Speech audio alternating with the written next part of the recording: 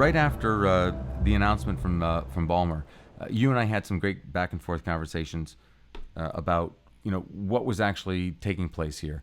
I really like to know, what do you think is next for Microsoft? What do they need to do next to survive the Ballmer to the next guy transition?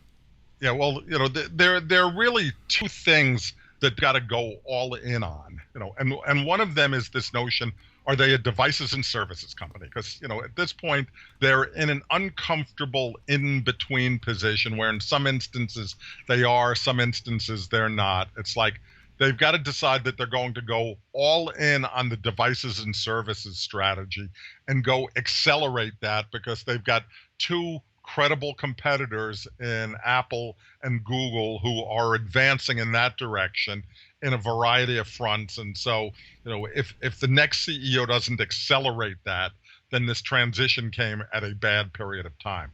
The second thing, and this is just one of those difficult things that in some ways has gotten lost in the Ballmer resignation situation. He, as perhaps his last notable act, put in place this radical reorganization within the company. And it's one of those things that, if you don't know Microsoft, it's been as political a viper pit as any large company has ever been.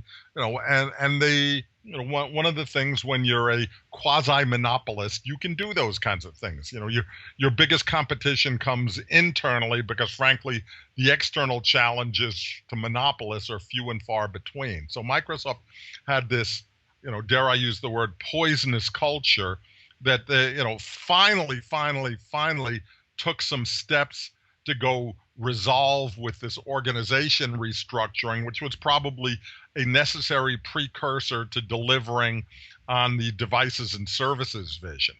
Now we've got this awkward period where the next CEO isn't in place, and thus you're trying to evolve an organization into a new structure with a lame duck leader.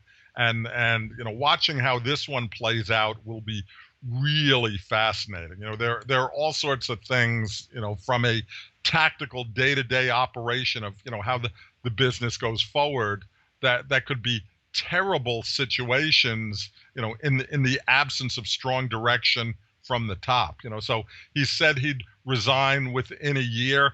I hope John Thompson and the search committee are working really, really quickly to get the next person in place, because I think if they don't do that, the organizational challenges will tear it apart and compromise its ability to deliver on the vision.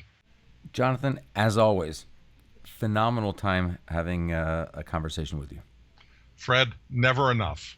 Let's circle back in a few weeks, and let's talk some more Microsoft here, and start to map out a Steve Ballmer exile tracker, if you will. And handicap the CEO candidates. You got it. Jonathan, thank you very much. Looking forward to having you back on Perspectives again.